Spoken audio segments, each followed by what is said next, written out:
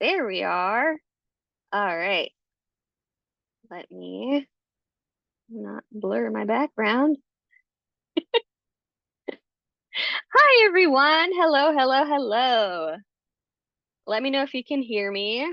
I set up in our office today. Um, my desk is, I usually have a setup in the living room. Um, but yeah, I've been working on some stuff here, so which I'm gonna tell you all about. And uh and yeah, so I was like, hey, let me just I don't think I've ever shown them.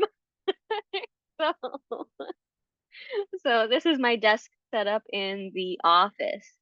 Um our living room is very much like the central hub of our apartment. So so yes, I tend to kind of get be there so I'm accessible to because we have our cats and our parrots and so it's like I like being where kind of life is flowing. Um because yes, the office, while it's wonderful if we need a break, and Brian uses this primarily for work because it's very soundproofed. It's just it's yeah, it's very, very quiet in here. Um and so but then you can very easily forget of the world outside needs your attention. I tend to like to work in that room instead. Um, but yeah, couple of fun things that I wanted to share with you. Um, so yeah, this we actually bought some plants from some private sellers, and we went to pick them up on Saturday. And I was just really, really happy with my purchases. Brian also got some really cool plants, and yeah, it was just super neat because Brian and I started having a discussion because a friend of ours wanted we tagged along for our purchases to kind of check that out. And oh, Holly, oh yes, happy Civil Rights Recognition Day, definitely. Um, Yes. Oh, yes, it's Martin Luther King Day. Right? Yes. Um, and I've had like a whirlwind weekend, so I'm like, it's Monday. Um, and yeah. The our friend who joined us, we ended up having a really interesting discussion in the car, about the fluctuation of pricing in the houseplant community. Um, and this was even evident yesterday when I found a plant. So I had bought the plant about a year ago or so, like maybe 10 months. I want to say 10 months, 10 to 12 months. I had bought a plant, this Jopii, which I really, really wanted, a philodendron Jopii, and it was doing great. And then fairly recently, I believe it was like it's still in, yeah, it was like in December. Um, it I lost the biggest leaf, and now it's just a little stick. But I bought it for 75, and it had roots and everything. And when I bought it for 75, I thought it was actually a local seller just a few blocks away. And I thought, wow, that's still a really good deal for the amount of money that Jopi were going for. So if you're you're like $75 for the Jopi, that was like a deal. Because at the time, a year ago, they were still really expensive, like super. Oh, oh, there I am. I was like, I think I froze. I might be connected to the office Wi-Fi. All right, I'm gonna connect to my 5G and hopefully that makes a difference.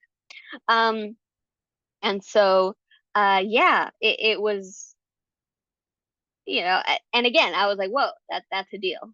But now the prices of a lot of our house plants, a lot of rare house plants has just dropped. I mean, like dropped. A lot of plants that were really expensive are now um, seemingly inexpensive, and this is making it much more accessible. And there's a couple reasons that's driving this.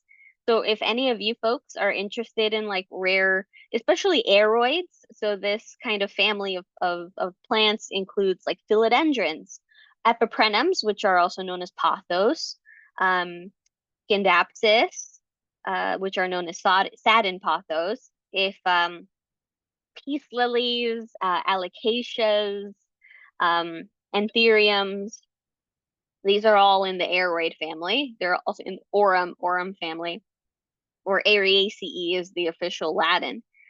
So if any of you are like, oh yeah, I love those plants, but some of those plants are crazy expensive, yeah, it's gotten it's the price is so much more accessible now. And it's mostly because one, tissue culture. So I had done a class on tissue culture, maybe like 2 months back or something. And you know that it's a cloning process essentially. I don't think it's very much different. I mean, I feel like yes, the methodology is obviously different, but I don't think it's much different from making cuttings of your plants. But there seems to have been there seems to be like a lot of folks that are trying to say like, oh, you know, no tissue culture. I don't want tissue culture plants. Um, but it's literally the same thing if you were to cut a node off your plant and then generate a new plant from that. It's a genetic clone. Technically, it's just a form of asexual reproduction. And you have a clone of the mother plant, right? Um, But then with tissue culture, you're taking a piece of the mother plant and then putting it into it's more sciency because it's like a sterile container with like an agar. So it's like it looks like a jelly almost. It's like full of nutrients. And then you're putting it in there and then you're growing a little plant. So I mean, when it comes down to it, I don't really see very much of a difference, but and we've been doing, I mean, humanity, like tissue culture is not new. A lot of house plants, that's how they've been propagated. That's how prices have come, to be super low, where some plants you can get for like $20 at a grocery store or something. Um, so, if folks, I feel that maybe some folks just don't seem to understand, or I don't know, or they just, I have no idea. Yeah, literally, they're like miniature cuttings. Exactly, Suzanne. I don't really see what's the difference. Again, the methodology is different, but in the end, you still have a clone of the mother plant. So I don't know. But tissue culture, because it is on the rise, and more, it's become more and more accessible also for people to create their own. So there's people doing tissue culture in their own house, you know? So it's much more accessible, and then that's driving down the price because it's flooding the market. There's so many of them now that people can't justify the ridiculous pricing that they used to have. Um, and then also just the flooding of the market. So also folks like with pink princesses and even which was it? The variegated tetrasperma and um, all of like the Rhaphidophora tetrasperma. So a lot of these plants, or even the albos, gosh, the albos, the Monstera albos, folks saw that, oh my gosh, these plants are selling for a lot. Let me buy a bunch of mother plants. Let me chop her up, make a bunch of babies, and then I'll like make, kind of return on investment and more. But then what happened is everybody had that idea. So now, folks like we love a bunch of love a bunch of plant tubers, but one of which we love is Kaylee Ellen, and she was even saying it in her last second to last video, I think. She was even making a mention of that, where she's literally throwing plants out at this point because it's costing her more money to keep them alive than she would if she sold them because their price has tanked. And so nobody wants them. I mean, personally, I think she should just give them away. But but yeah, she's like, it's not even worth, trying to sell them because I will barely make anything back. Um, So this is happening with a lot of sellers. So now things are just really inexpensive, but this is a win for us. So we get, for now, like, hey, take advantage if any of you have any, nurseries or private sellers around you, and you're going like, holy moly, uh, how I'm getting like I can get these super rare plants of, that used to be rare super easily now. So definitely check that out. And this also, so yesterday we went to the White Plains Reptile Expo. So it's in Westchester County. So it's like as you're kind of starting to go upstate here in New York. Um, and they had a dopii, and they had a rooted cutting for $25. $25. It's like, holy moly. And the seller didn't realize that Brian and I knew about plants. And he was like, oh, that plant a year ago, you're getting it. It's a steal. It's a steal. And I was like, no, no, I know, because I bought one that didn't even have that big of a leaf. It was a very small leaf. It had like another little leaf, and for $75. So I definitely appreciate the fact that this is only $25. And I just realized that I put the Jopi back there. Hold on one second. Let me go grab that. And then I will show you some of the plants that we grabbed on Saturday that were also super cheap. Oops, here we go. So look at this. This is absolutely gorgeous. The seller had them like like this. He had like a grid, and he kind of put all the cups like this. So right now it's growing like that because that's how it was. So I have to it's decided that that's, so I'm gonna, hopefully it'll drop down. But this is the Jopi. Absolutely beautiful leaf. Absolutely gorgeous. I really like these types of leaves. So I was just super happy to see that it was available.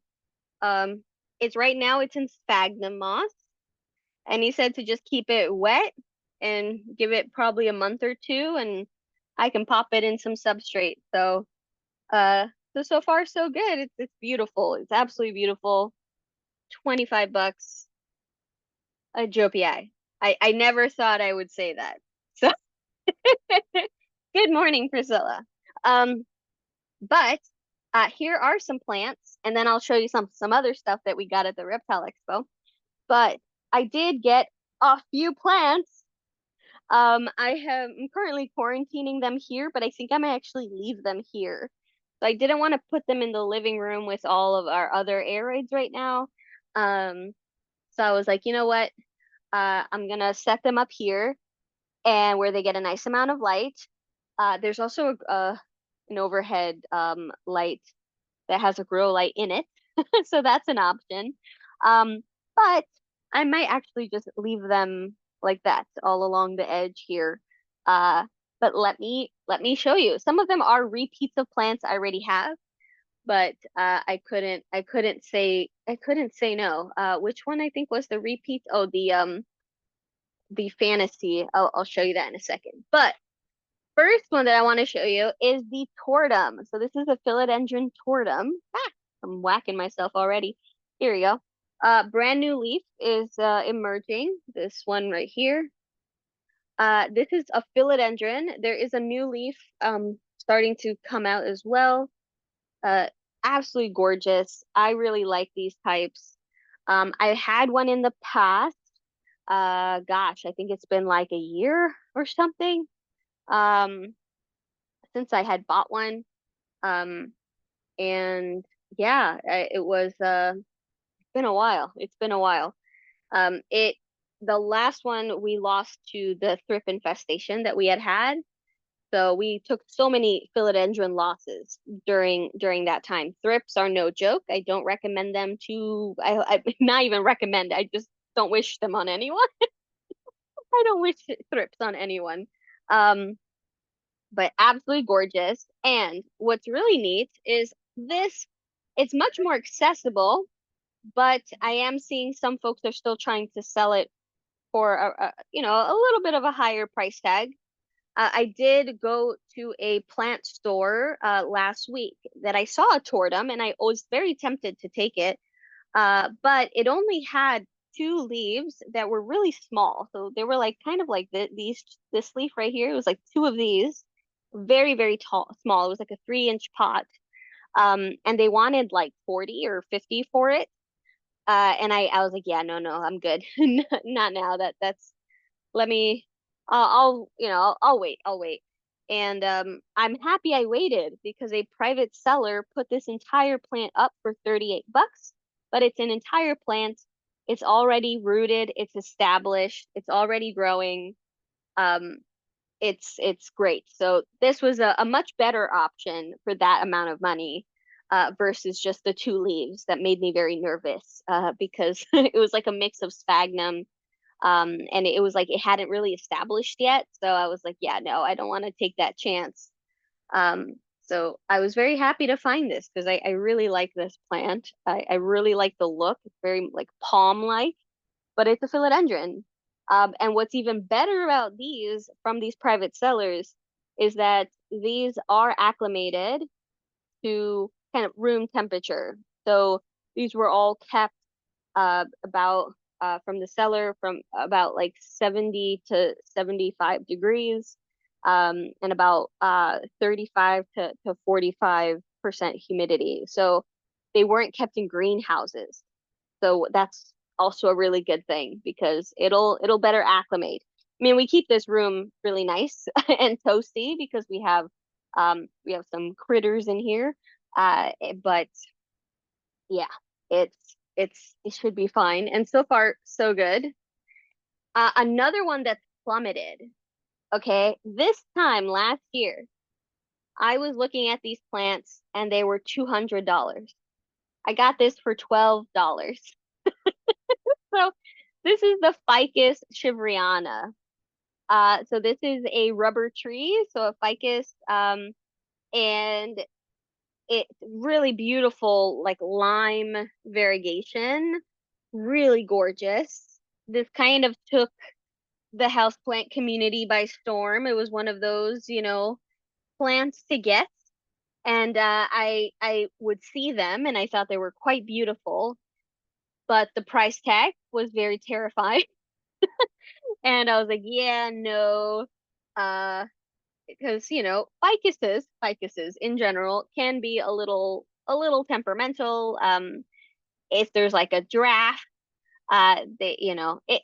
it's a little nerve-wracking. I love ficus, but it is a little nerve-wracking. So to be able to find one that's acclimated to like regular household temperature and that's doing so well, that's pushing out growth, and for 12 bucks, that was a win-win-win for me. And I actually like that it has a little more green. Um, and so I like that. I really like that darker green. But the newer growth has a lot more of that lime. Um, really light variegation. And I love the splotchiness. I just think it's a beautiful plant. So this was a big win for me finding this plant because this was not doable a year ago. Um, I'm gonna turn this slightly away. Yep, there we go. Then this one, I'm gonna shimmy it. So this is from the same seller. And this is the Burl Marks Fantasy. And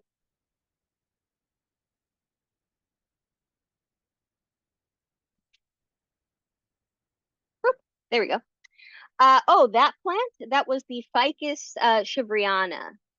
I'll drop the names in there in a moment. Um, and this is a philodendron called the Burl Marks Fantasy, and it vines and it has these really beautiful type of shield leaves, so it kind of hangs off, and they just hang like very much kind of flat like that. Really beautiful, beautiful plant. There's so many leaves, absolutely gorgeous.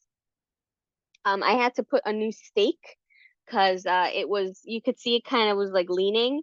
It had a stake that was like only that long. So she said, yeah, it definitely needs a new stake.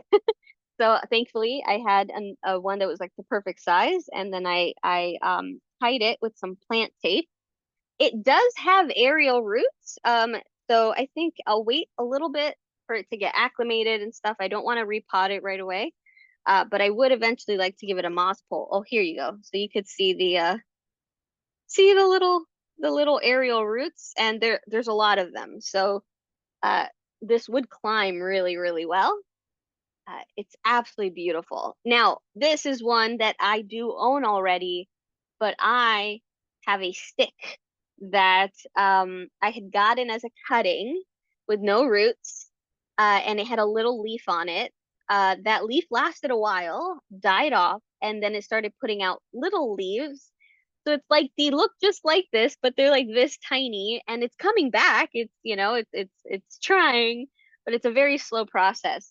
And so being able to get this guy, um and she wanted $20.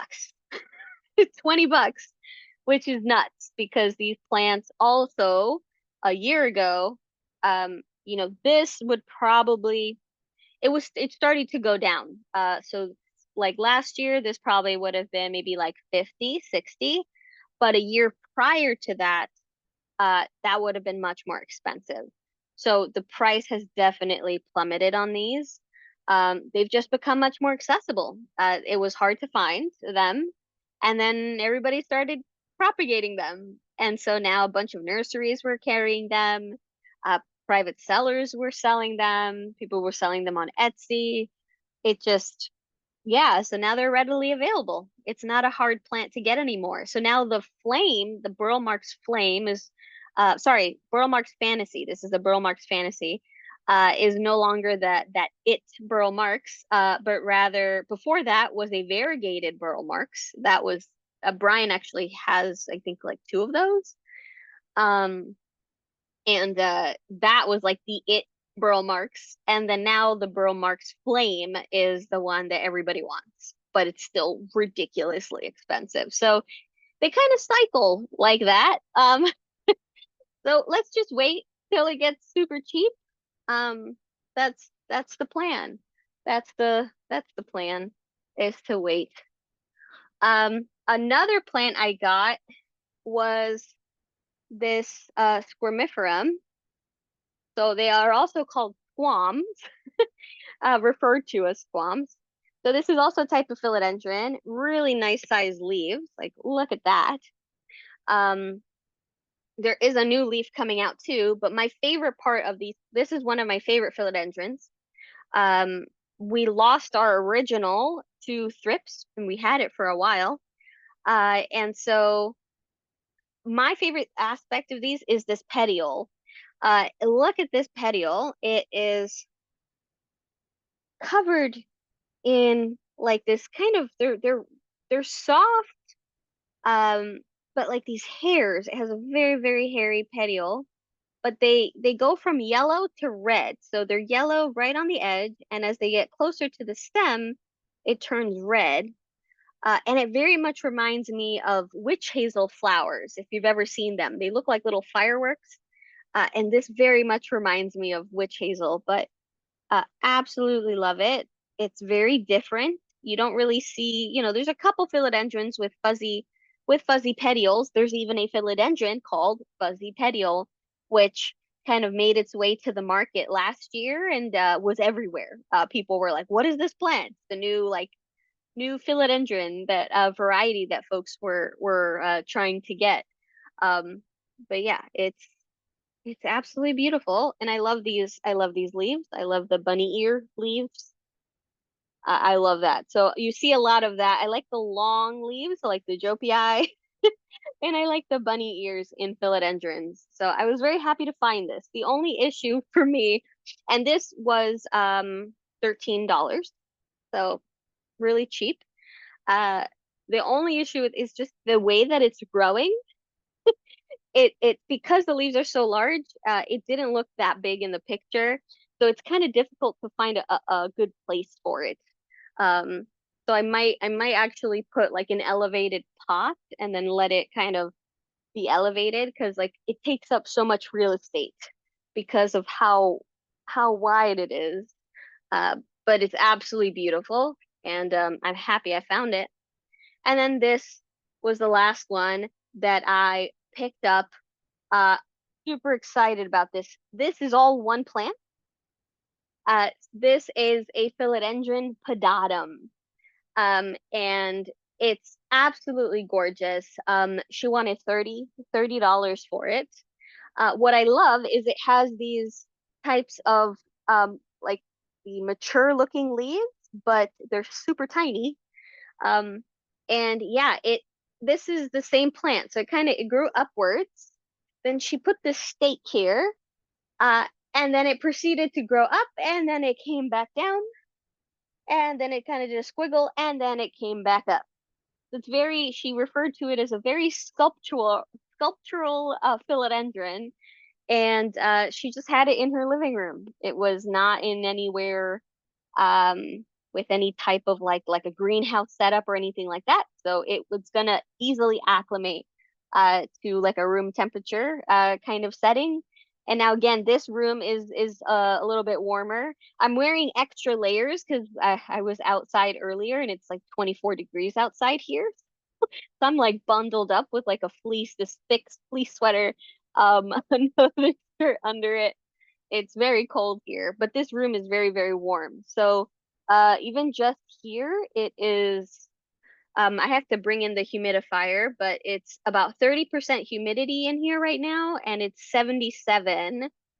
So it's 77 degrees. Oh, and 30% humidity. It's jumping between 31 and 30. But 77. So it's really nice and comfy here. So the plants they can hang out and yeah, and not have to worry. But let me see if I can show you here a little bit better. Let me bring the monitor. Oh, those are my dairy cows. These are my isopods, if you remember. I was very happy. I had a really happy moment yesterday because they gave me mankai. Mankai are babies, baby isopods. And I have powder orange isopods, and they gave me babies, mankai, like a week ago. And I was like, oh, great. So, because I just recently got these guys. And so I was like, okay, that's great that they're having babies, but these hadn't had any babies yet. So I was like, oh man, I hope that they do. And then sure enough, yesterday I saw a bunch of babies. So I was really happy about that. So it's on my desk because I was looking at them. But with this philodendron, just so you can see how it's growing, it's crazy. It's a crazy vine. Let me see if you can see how it went. So it went up. This is going down, down, and then here it curved back up, and now this is the latest. So there are two leaves. There we go. There are two leaves that are coming in.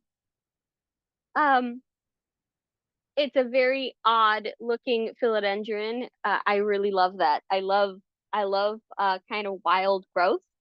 I really love it when it's like that. I have a Mayoi that's it's grown up and then it kind of did that whole thing where it kind of twisted and went this way. And I love it when they grow like that. It just reminds me of how they grow in the wild. Um and less like petty like less manicured type of thing, you know? Um and I really, really like it. So I'm excited. And it's these are in terracotta too. So I put them in display pots, but they're in terracotta. So I just popped the terracotta pot in here. Um, and yeah, they're nice and in terracotta. They're all established. I don't have to worry about that. Uh, Really, really awesome haul. Um, yes, I was super excited about that. For Brian, let me grab. So he got a variegated Adansonii and a Florida Beauty. Let me see here.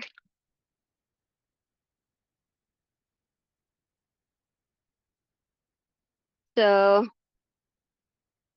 This is the Adansonii, the variegated Adansonii. It's a little wilty, but it'll come back. It's it's acclimating. It has a really strong node with some great roots. So even if this leaf drops, that'll be fine. It'll push out another leaf. Uh, really beautiful specimen. Really happy about this. And we were actually, again, like I mentioned, we had our friend Brandon with us. And what was hilarious is we were saying like, I think Brian got this one for only $20 or something.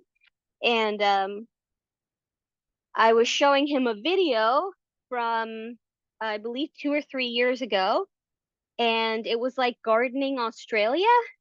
And it was this tour of this woman's huge house and her backyard garden, and she has like well over 1,000 plants, and it's a beautiful video tour.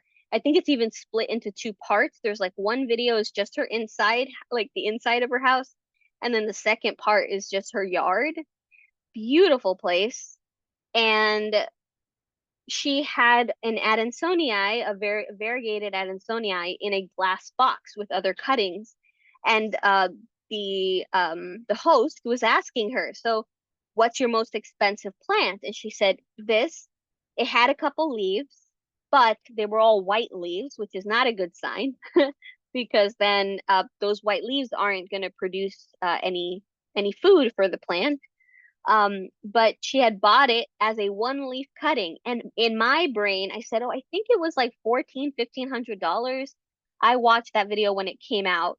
So I was like, I know it was like 1,000 or something, maybe 1,500, something around that. And I was completely wrong. She paid $4,500 for a one leaf unrooted cutting of the Adansonii, the variegated Adansonii. And I was like, oh my God, it's even worse than I remember. But yes. And then Brian picked up this absolutely gorgeous Florida beauty. Look at that half moon leaf. Absolutely beautiful. This another half moon leaf. Absolutely gorgeous. And it's already has this little leaf popping up.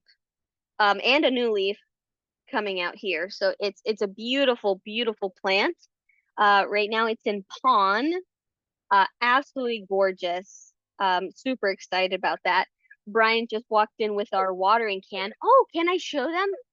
I'll show you. We just bought this new watering thing.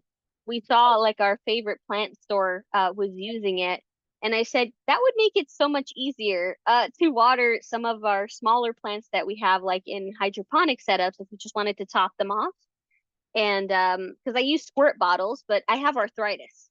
Uh, and so having like the squirt bottle, sometimes my hand gets really tired, especially because they only hold about that much water. So maybe that might work for like 3 plants, and then I have to refill it and use more.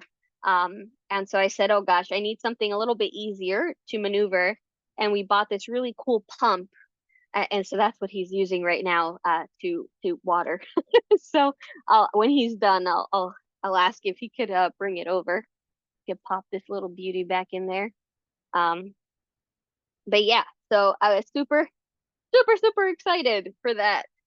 And yeah, and then at the show yesterday, we bought some stuff. I bought that Jopi, this gorgeous Jopi for 25 bucks, which was just I never thought again. I never thought I'd be able to say that. Get a Jopi for 25 bucks. I mean, hey, Spirit to Sanctity was going for thousands of dollars not too long ago. During the pandemic, somebody had actually like broken into a nursery and stole the plant. There has been, oh, hey, Jules. Hello. Somebody like people had stole the plant. People were selling the Spiritus Sancti for like, thousands. It was like I think there was like an auction where it went for a couple thousand, which is nuts. Oh, this is it. So you basically build up the pressure, and then it has a little trigger, and it you can control the mist. so you can shoot out like a little stream or a spray to kind of make it like a rain type of effect. It can get pretty strong, and I love it. So it holds a whole gallon.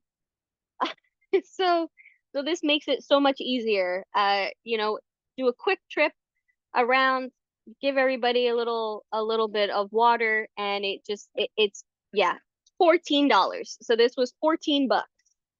And I'm very happy with it. I have to leave them a good review because this has made it so much so much easier to manage and to water everybody. Another thing that I picked up yesterday, which a few of me, hey baby, um, a few of you might remember that I had mentioned that I really wanted to start to propagate our own moss. So we are doing that. I've been preparing some bins with peat, and I'm going to, yeah, I'm gonna need to collect some moss from outside because I really want to grow some different species. But yesterday I saw this person selling moss, 10 bucks, and they have them and they cut them in sheets. So they grow them like in these long trays, like kind of like grass, like sod. And so then they cut it, and they were selling them like that. And there's a bunch in here. So I'm going to be setting up a bunch of boxes for this type of moss, and because I really want to add this to some of my terrariums.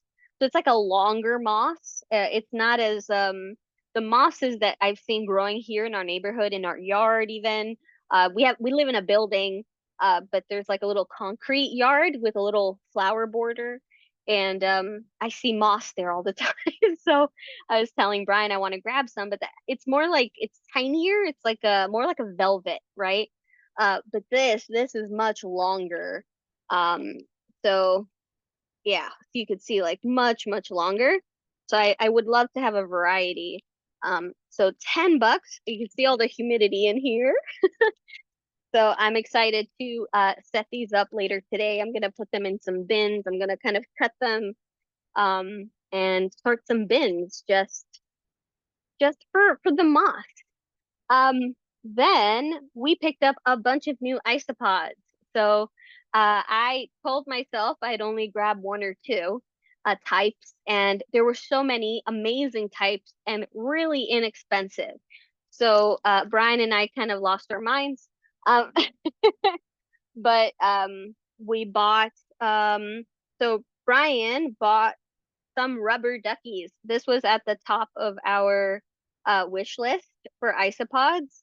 Um, what I'll do is I'll let me show you what in the world I'm talking about. If you don't know what isopods are, they are roly-polies. If you know roly-polies, so they're not insects. They're actually crustaceans. So they're related to shrimp and crabs and lobsters. Um, but they're terrestrial. They live on land. So here is what the rubber duckies look like.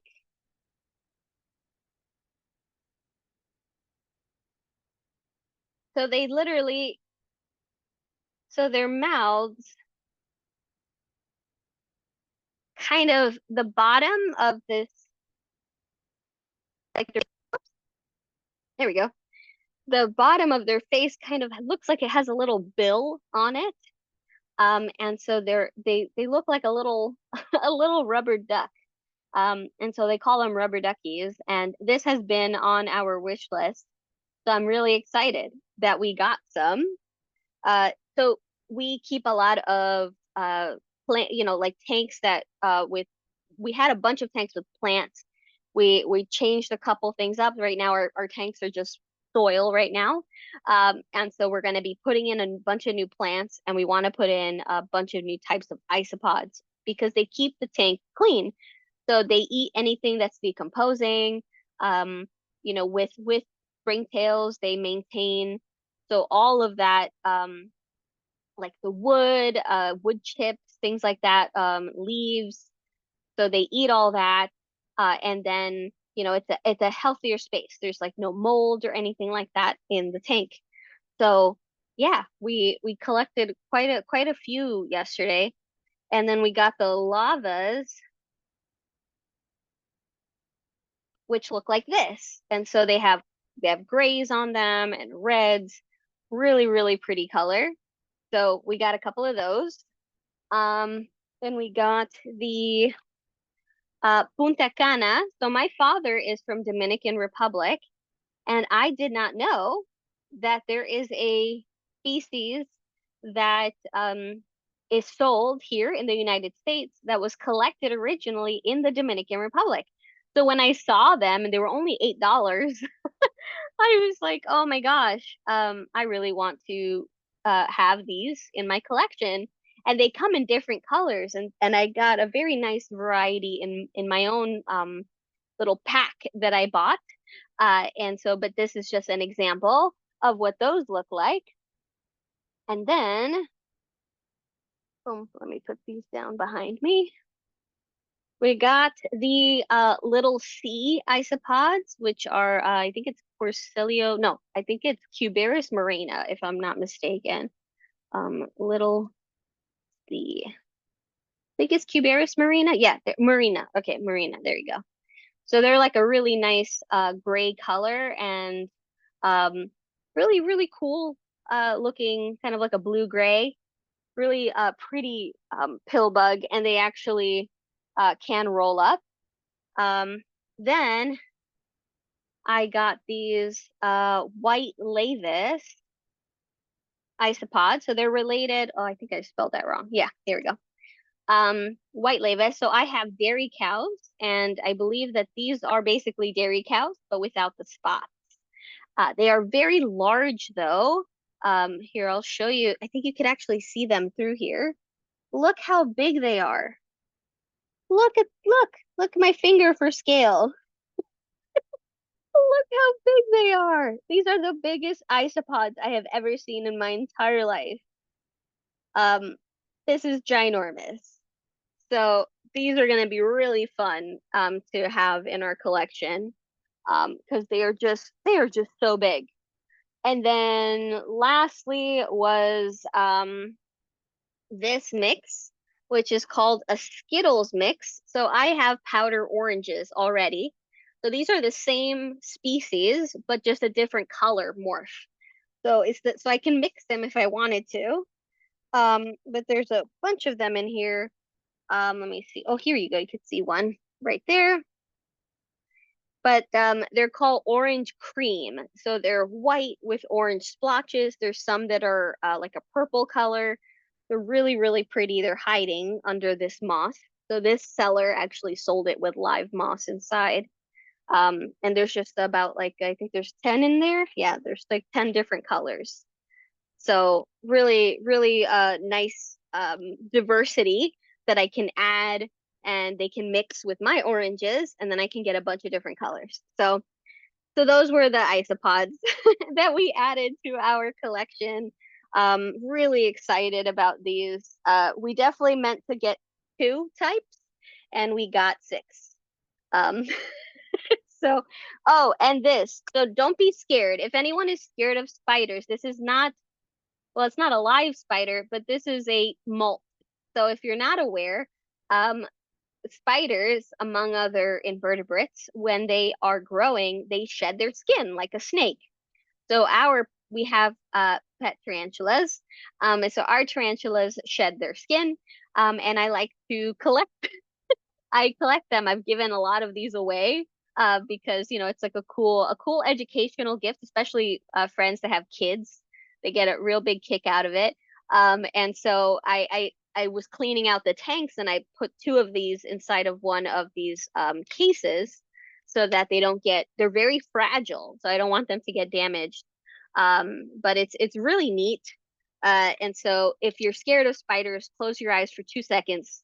And because I'm gonna hold it up to the hold it up to the camera.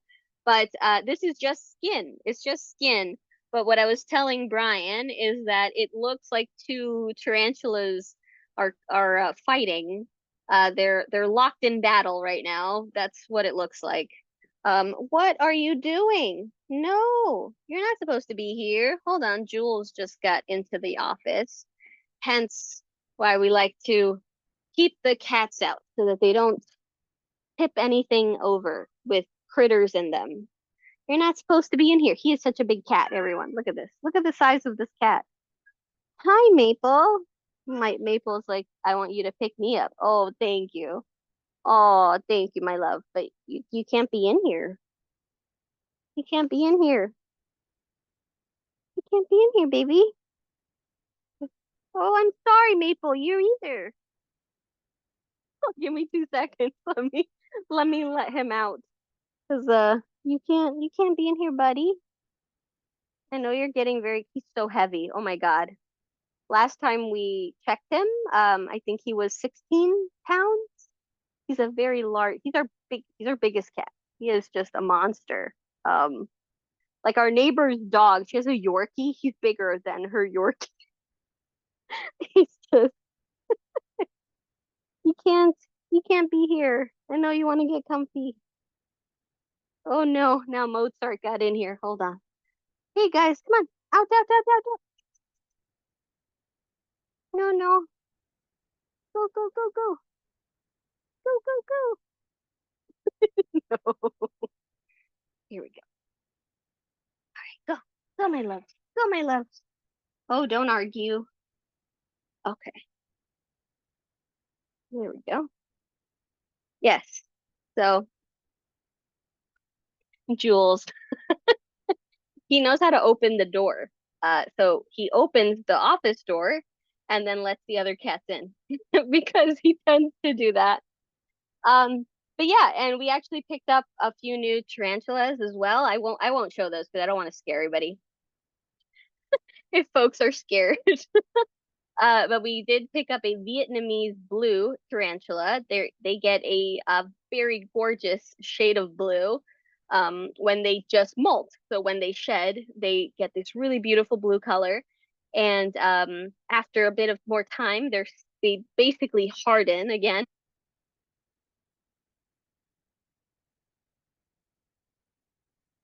There we go. Yeah, they basically harden again, and they get a really beautiful chocolate color, but their front legs and their face and like the fangs, they stay blue. It's a really beautiful, like a chocolate to blue color. It's a baby right now, but we bought one of those. So I'm really excited. They're also a fossorial type of tarantula. So I want to set it up in a really cool tank with live plants. But fossorial means that they make burrows, and the box that it came in, it made this really intricate, like oh my gosh, the webbing is amazing. It literally made like these passageways in like almost like funnels, like tunnels made of web that go in really like cool direction. It's absolutely beautiful. So I was really excited. It will basically web the entire bottom of the tank that I set it up in because that's what they do. So I want to set it up with some plants that don't necessarily need that much moisture, but at the same time they do like humidity. So I do want to give it. So I'm thinking like aeroids. So I might do some types of philodendron maybe. Um, I was thinking maybe some philodendrons or some types of pothos, something that I can set it up in that maybe could grow, like it will grow up and climb in the tank. And so I'll still be able to enjoy the plants in the tank. But that they don't need like, because I don't want to like mess up the caverns that they create out of their web every time I like water the plant. So I want to be able to kind of do it sparingly. So I'm thinking like pothos, something that I can give a really good water and kind of leave for like 2 weeks or so. And so that I'm thinking I'm thinking about that one. We also got a pink toe tarantula, which is an arboreal tarantula. So those climb. And so I had one when I was a kid that I loved very much. Had her for quite a few years. So I was really happy to see them being sold there. And I was like, you know what? I'd really like to add one to my collection again. So I picked one up.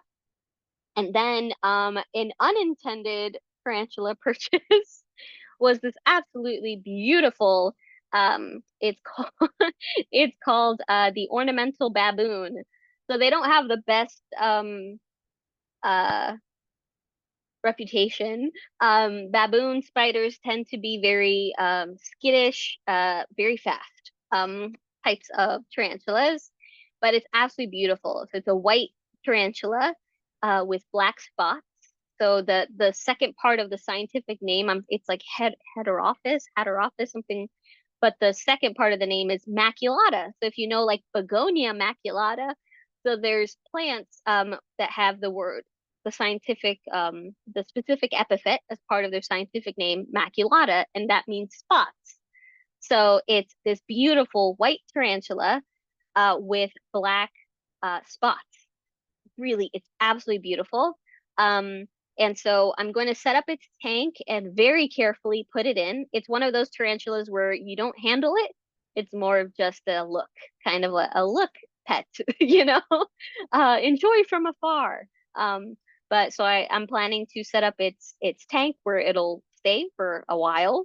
And yeah, so that's and I do want to put a bunch of plants in there.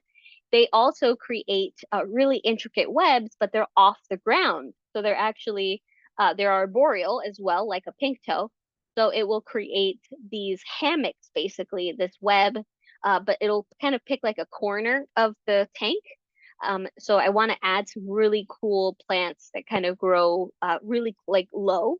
So I'm thinking like maybe some like kind of like the thing string of frogs and stuff. So something that kind of creeps and creates like a really cool carpet along the bottom because they really don't spend that much time on the bottom of the tank. So I really love to create something super nice and cool in there, and throw some isopods in there, and yeah, and set it up. So I think it'll look really beautiful, and I just have to um, open the tank to water the plants and refill its water cup.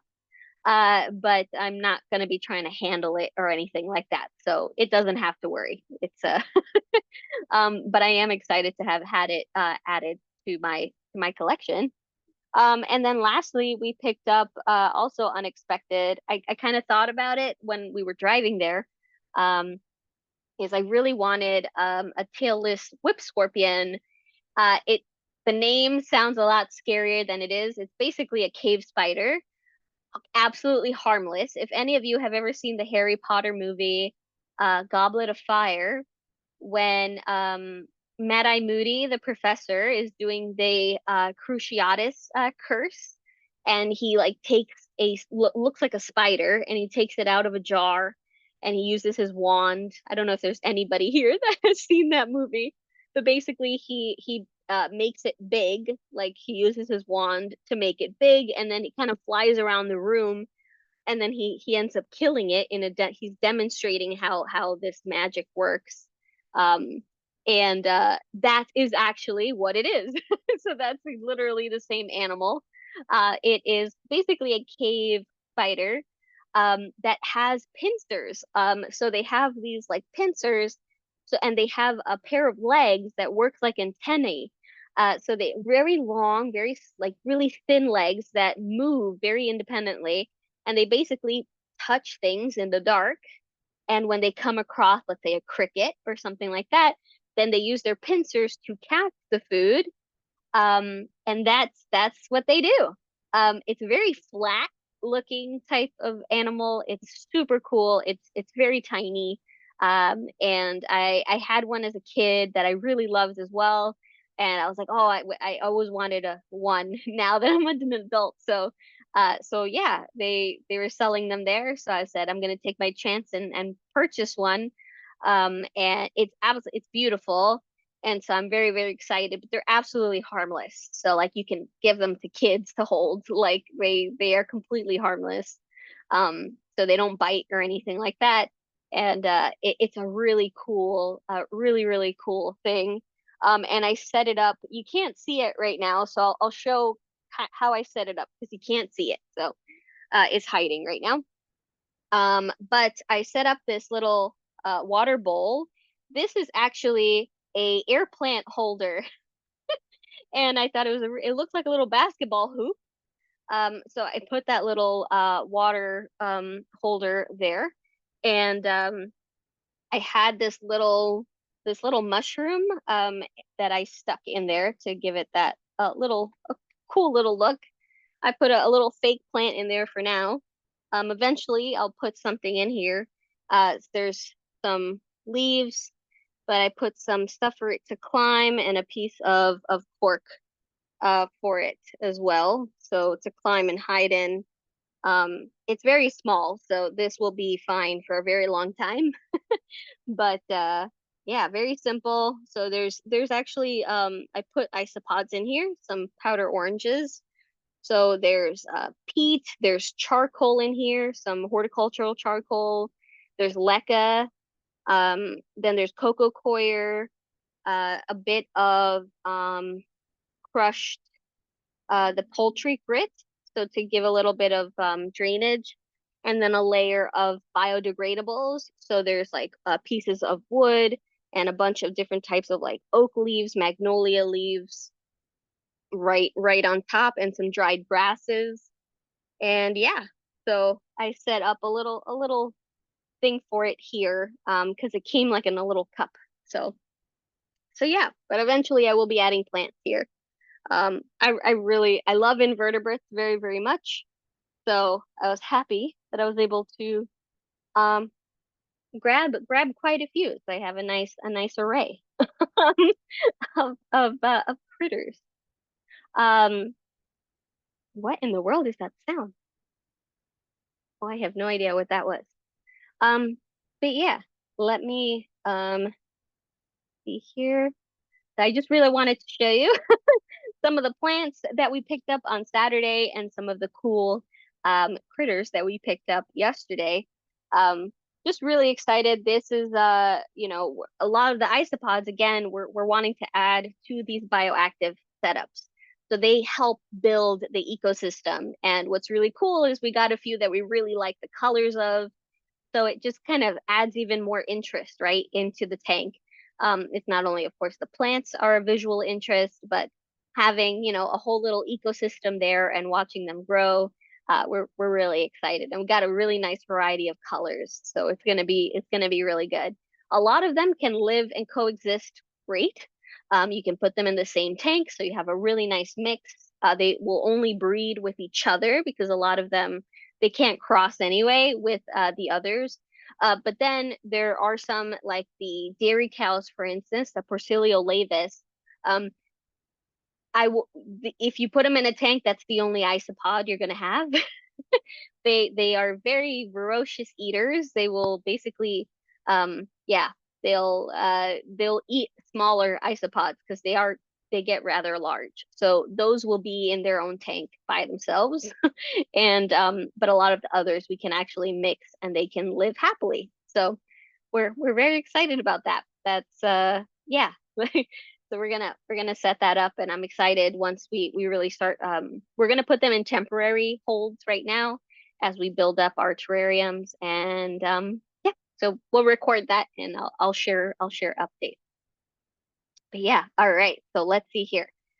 Um, oh man, yeah. Since it is, gosh, yeah, we got the temperature definitely dropped. So many people, yeah, are getting really bad snow, and it's crazy, like polar vortex. Absolutely, gosh, yeah. Um, really, really, yeah, it's bad. We were actually remarking too by our house, a cherry tree was blooming. And we felt terrible because we're like, oh no, that is way too early. That is like 3, 4 months early. Um, so those cherry flowers are probably dead right now. We were having a lot of like 50, 60-degree weather for most of the winter. So I think our plants are very, very confused. So I'm really sad to see a lot of die off, unfortunately. Perry, recommendations, ooh, for plants for a freshwater fish tank. Says he has no luck with keeping them alive. Ooh, okay. So there's a couple things. One, if he has a freshwater fish tank, um, there might not be enough. I mean, there's a couple issues as to. So I'll first address why plants might not be making it, and then what plants might do really well. So if he's looking for so first let me say reasons why it might not be doing well. If there's not enough like nitrates in the water, so there isn't enough food essentially for the plant, they will start to die. Two, there are some plants that are very attractive to certain species of fish. So it depends on what type of fish he might have. They might actually be attacking the plant. And so therefore the plant just it won't be able to survive because it's getting like repeatedly munched on.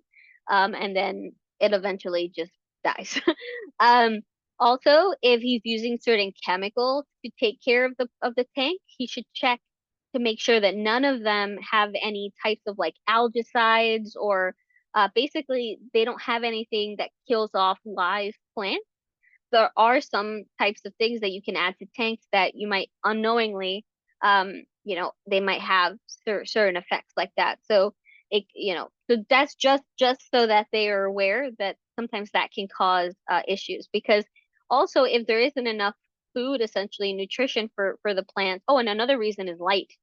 Um, so if he doesn't have a grow light basically set up on the tank, or the tank isn't getting any type of sunlight, the plants won't survive as well.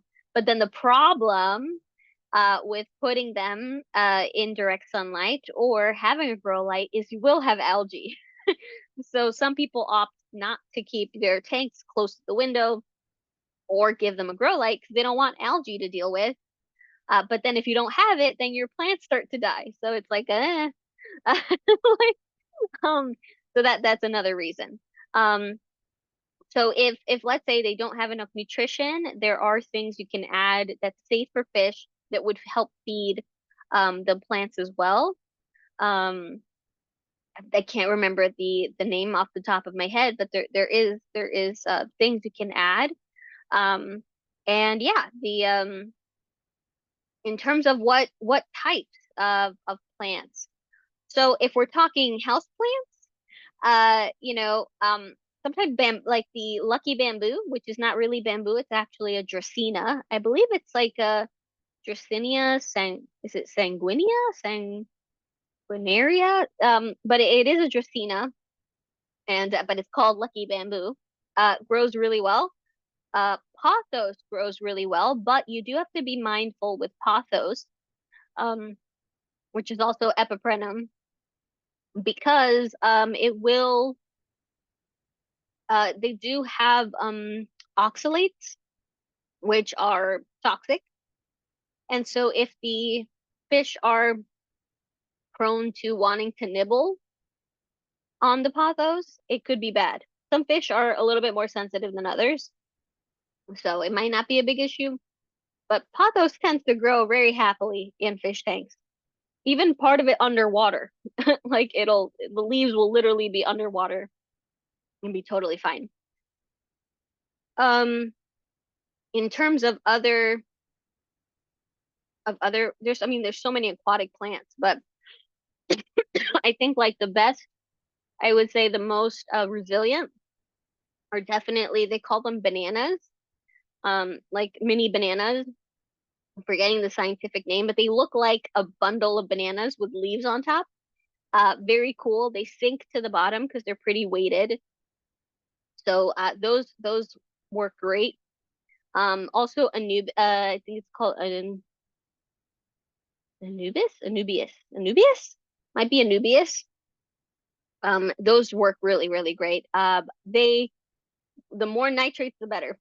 So if they have fish that are like making the water very dirty, essentially, um, they really help kind of filter that out. But they love it. They'll grow like crazy. They're very hardy.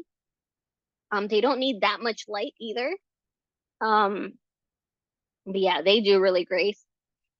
And then Java moss. Java moss is very cheap. You can actually get it. The only issue is that you kind of have to get it started. They would have to like keep it like weighted. So some people tie like string around them and then drop like a little weight because it has to essentially anchor itself. So if he has like a rock or a log, essentially you tie it on it so that it stays in one place, and then it eventually it will cling on to that piece. So then you can cut the string and it'll just continue growing on it. But like the initial, you do have to kind of basically tie it on to hold it there. But Java moss also doesn't need a lot of light, grows very readily, and it spreads out. So if he really wants to give that really cool effect, and it'll also help clean the water. Um, but yeah, like I think it's Anubias. I always remember because it reminds me of like Anubis, so I think it's Anubias. Um, and the Java moss is really cheap and yeah, I think that that will like do spread a lot. There are like Amazon swords, I believe. Amazon swords are a really good plant too. They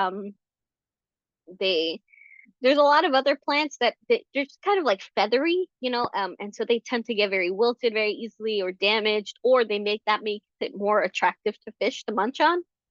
So then you end up losing the plant. But the plants with the broader leaves work really well. So yeah, if he's looking for like those are aquatic plants. There's also floating plants that might work really well. There are types of lilies that he would be able to buy. There's like miniature lotus is great. But again, he would have to have a light source. Miniature lotus is really good. Also, there's like duckweed that's always wonderful. And there's floating lettuce. They call it floating lettuce as well. Um, so there's a couple things too if he wants to add like layers of plants to the tank. So that also adds food for the fish as well because they might start to eat the food.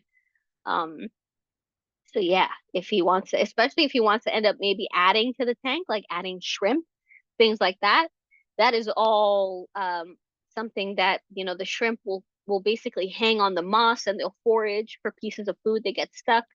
They'll do the same among the duckweed or if he has any like lotus pads and things like that. So the miniature ones, they're literally teeny tiny lily pads. It's really cool. I'd love to set one up just as a tank, like just with plants, maybe with shrimp.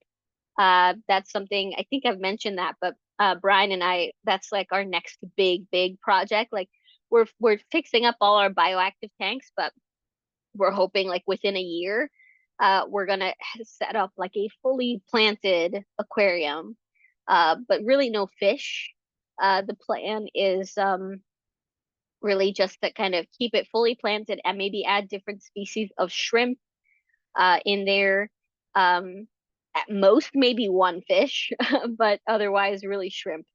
Um, and yeah, so I'm excited to explore that a lot more because yeah, that's gonna be that's gonna be a lot of fun.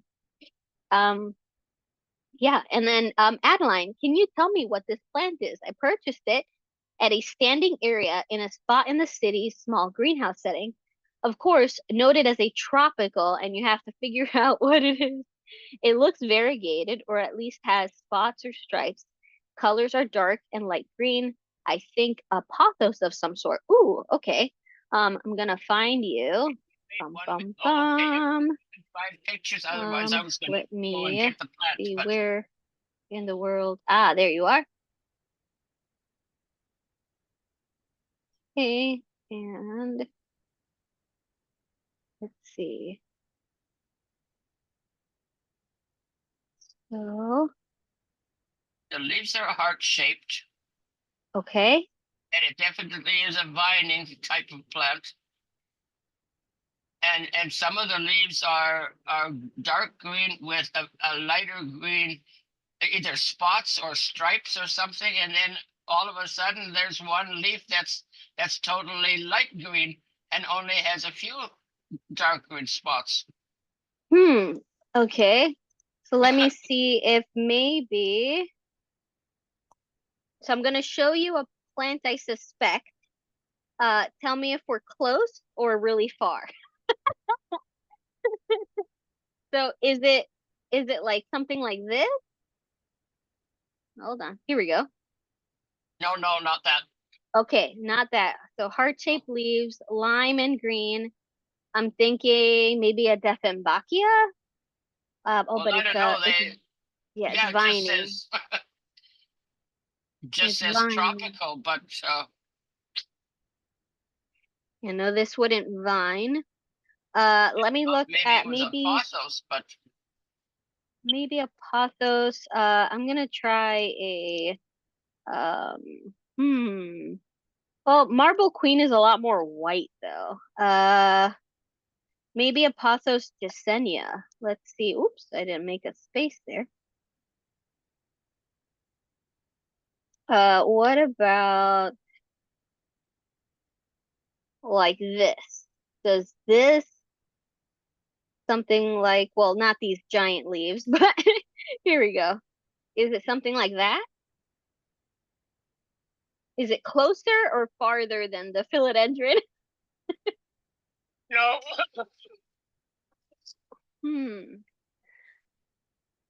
Ooh, what about a philodendron? Whoop, philodendron. Brandy. Let's see if that is close. What about that? No. Nope. Here, I went to get it. Here, can I show it to you? Oh, yes. Oh, absolutely. Let's see. Hold on. And where'd you go? Boom, boom, boom. Let me stop this share. And here we go. Here we go. And add a spotlight. There we go. Can you see it? Just lift it up slightly. Oh, it's a Scindapsus. Okay. Yes. So it's in the same family. So it's related to the philodendrons. It's related to different types of pothos. And they call it satin pothos. So before, like a long time ago, um, the epiprenums and Scindapsus were in the same family, and the family was called pothos. So that's why people still call them pothos today, even though they are in new families. So what we know as pothos has been split into like Scindapsus. There's true pothos, and then there's epiprenums, and I think there's another one too. But yes, so that is a Scindapsus, Argyrius, probably Argyrius pictus. Um, and I can show you here. Bum bum bum. So a Scindapsus. Here we go. They come in so many different variations. Oh, this is a good example here. This print. So you could see they come in a lot of different patterns. But the Yeah, leaf has like, the one uh, right over here on the first row on the third one looks most like it. Yeah, that yes, one. I love the shape of their leaves because it's like a heart, but then it kind of twists off at the end. Yeah, Um, that's what I thought. Looked such a beautiful plant, but it was kind of funny because one or two of them are almost pure pale green, and most of the other one, just about everyone other one is a darker green, but the pale kind of a pale green spot here or there, and some are really filled. Some have stripes. you can see so much variation between their leaves, and that's how people actually make a lot of these different like color variations. So let's say their vine kind of has like is green, dark green with a lot of silver splotches, and then they start getting a bunch of silver leaves, so they'll cut that whole silver section and they'll start growing that, and then now that's like a really cool silver type of growth because usually the mutation will continue. But I love Scindapsus. I have a few Scindapsus. I have the jade, which actually has no silver at all. So there's a one that has no splotches. It's just the green color, and that's it. It has nothing on it. I have the all silver, the hero, They call it the Silver Hero. I have that one. And then I have Exotica, which is like a really big one, but has the splotches like yours, similar to yours. What are Um, you making? I can't hear you. What are you making? Oh, I'm just oh, heating up what we had the other day. I'll be with you in a few minutes. um, but yeah, they're just a really cool group of plants. They do like to dry out, so they don't want to stay wet all the time. But if you aren't watering enough, it will tell you. So the leaves will start to fold, um, kind of like backwards, like they start to kind of fold like this. So if you see that, that definitely means it's thirsty. But otherwise, I mean, they're great. You can keep them, um, I mean, they can do well in a lower light situation, but they can, if you put them like in a nice lit up, room, oh man, they'll grow really, really successfully for you. So, it's a great plant to have in your collection. I'm happy you found it because they're really pretty. Like they're Yeah, really pretty. I am too. I just think it's so absolutely ridiculous that you even especially if you go into something that's a greenhouse, which is just the first time I've ever seen a small greenhouse inside a mall. But anyhow, just about everything is tropical. Well, Yeah, good for you. yes. Oh my gosh. Oh man, I should have asked Brian to send me the pictures. Um, the because that reminds me at the place where so I bought from one seller, Brian bought from a different seller, but they were like 15 minutes away from one another. So that's why we were like, let's go on Saturday and pick up our plants. Um, Brian's seller, I didn't go into the house of my private seller. She brought out my plants. Brian was invited into the apartment and he took he asked permission, of course, if he could take pictures. And this guy has a loft and it's full of plants and he has a greenhouse in his apartment. And he had a greenhouse in his apartment, and I just thought that was crazy. It was, I mean, we have tanks, sure, but this was like a greenhouse, and huge doors, and he had a bunch of plants. And Brian took a couple, asked, of course, again, he asked, and he took a couple pictures. But Brian said he was absolutely shocked that it felt like he was in a plant store.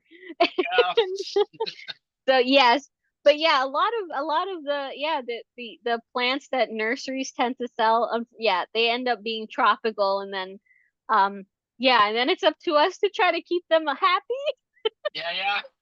and keep them alive. Because Well, yeah, they yeah. this is just in a little nursery pot that's maybe 4 inches in diameter, 4 or 5 inches, and it has, oh, I don't know, 12, 12, 13 leaves on it already, and there's a few more coming. Uh, what particular kind of substrate should I? Uh, I wasn't going to transplant it until spring because I thought that would be better to wait. But I was just wondering what kind of mixture should I get? Oh yeah. You're definitely correct. I would definitely wait until it gets warmer. Um, But yeah, don't go up too big a size of a pot because again, the more substrate, the more water retention. So if you go up a pot size, like make it like 1 or 2 inches wider and 1 or 2 inches longer, like in or taller, I should say. So don't go like to a really big size. They do really well in terracotta, actually. You could keep it in a nursery pot too if you have like a slightly bigger nursery pot that you want to add it to. But in terms of substrate, so they very much like you can sometimes buy at the store an aeroid mix. So then that's already pre-mixed. You don't got to worry about it. Um, but otherwise, I would say you could they there's you should have a nice amount of perlite in there. Coco coir is really good too. So water will drain. So it still holds moisture, but it'll drain really quickly. So it's not something that's gonna like stay like mud So that's what you want to avoid. So I wouldn't use like regular potting soil. Like if when you buy, it's just like that brown soil that holds way too much water. So um, something with you could even try something like a succulent soil or a citrus soil and then add some perlite, add some orchid bark. Works really nicely if you wanted to make it a little chunkier. So um, just a nice mix. You want like aeration uh, and just so there's going to be a lot of oxygen kind of going around the roots. So something with orchid bark, um, some perlite in there. Coco coir works really well. They also like worm castings. If you ever get your hands on worm castings, that's a great fertilizer. Very slow, so it won't burn your roots or anything. Um, so you can always add that too. And yeah, I mean, it might be easier if you just buy like a pre-mixed aeroid mix, but otherwise, yeah, definitely like coco coir with orchid bark, perlite. So you got the wood chips in there. You got some coco coir substrate, some perlite, and you'll be good. You'll be good. That's really with some worm castings. You can add some worm castings. So you can actually take what soil it currently has and kind of add to it as well Yeah. to make it chunkier so you don't end up losing out on all that soil too. You could use that and then just add to it. So definitely like orchid bark, like those wood chips, a little bit of perlite, and and if you wanted some like coco coir in there too. So you can kind of fluff it up. So it's a very aerating kind of soil. But yeah, they're great. I really recommend them at that size. It just depends on how quickly it dries out in your home.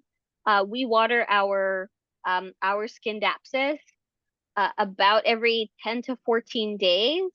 Now we have a little one, my hero, which is it's in a 3-inch pot, and that one's closer to our window, so we tend to water that about once a week. So if it is closer to a window and it's drying out completely, then you might end up having to water it once a week. But if after a week you see that it's still a little wet, I would say wait till it completely dries out. So it might end up being like 10 to 14 days. That's usually the average. Just Yeah. yeah, if you start to see it turning yellow or anything like that, it may be overwatered. So just watch out for that. But Yeah. they honestly do better with a little bit of neglect. So letting them really dry out. They will prefer that. And if they're too dry, like I said, they'll let you know because they'll start to fold. And then that's the sign like, oh, okay, whoops, I gotta water you. And I prefer to let them dry out where they just start showing me that turn. And then I'm like, okay, time to water. Um, because I really want them to dry out. I don't want to rot them out. So Yeah. Yeah. yeah. But I I hope have that's another helpful. Uh-huh. I have another one that is a pothos that I just picked up at the grocery store. And it is such a beautiful, healthy, green, lush plant. I mean, it's in a container already that's about 8 or 10 inches in diameter, and it's completely filled the pot. And Oh, it says it's a pothos epiprenum, oh, okay, yeah, yeah. So an epiprenum, yep. but it So doesn't tell me much about how to take care of it either. so they're related to Scindapsus. So it's very similar. So the same kind of substrate. The only thing is they might be slightly thirstier than the Scindapsus, but they do want to dry out too. So they do want to dry out. Um, but then, they don't want to get like completely bone dry. Yeah. So they want it to start to really dry out and then get like another drench. Um, so again, it really depends on how warm or where you put it. If you want to keep that top part really lush, make sure that the light is hitting the top of the pot because a lot of people buy those and then they hang them but then let's say the wind, here's the top of the pot and the window's here, all the light's kind of hitting from here down. So the vines stay beautiful, but then the top of the plant ends up going bald. Um, because there's no light hitting it. So it starts to drop all those leaves. So if you want to keep it nice and lush, just make sure you're putting it at an angle, like a lower angle. If you're going to hang it, make it like slightly longer hanging down, just so that that sunlight can hit it from the top, so that you don't lose it. But they're great. They're very easy. You can also propagate them really really quickly. Scindapsus too, but I've found that Scindapsus, when you do a cutting, it takes a while. It takes a couple weeks before you start to see roots. But then once you see roots, it'll explode. But with pothos, it can literally be a couple days, and you'll see some roots in your cuttings. So they grow, I feel like, at a much faster rate in comparison to Scindapsus. But yeah, they're beautiful and they're very, very similar. It's literally same like lighting, same soil, same like substrate mix. They just might slightly be a little thirstier. So you might find yourself watering them maybe like 2 to 3 days earlier than you water your Scindapsus. Um, Sometimes some of the bigger plants, they don't mind drying out a little bit more if they're really well established. So you might end up watering them basically at the same time. But it's kind of just getting to know the plant and see how fast it goes through that water. And again, the more light, it's the faster it's going to go through that water. So yeah, if it has a lot of water and not enough light, that's when rotting can happen because it can't use the water fast enough, Yeah, yeah. and so then it starts to rot. So Yeah. would either one of these or both of these be good to put in the bathroom?